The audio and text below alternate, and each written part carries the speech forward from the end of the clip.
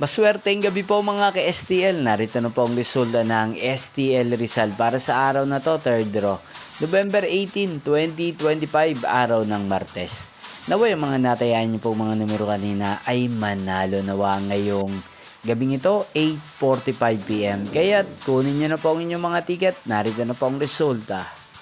Ang mga numerong nanalo sa STL Rizal ngayong gabing ito, November 18, 2025, 8:45 PM. Third draw result, 21 at 9. In exact order. Again, 21 at 9.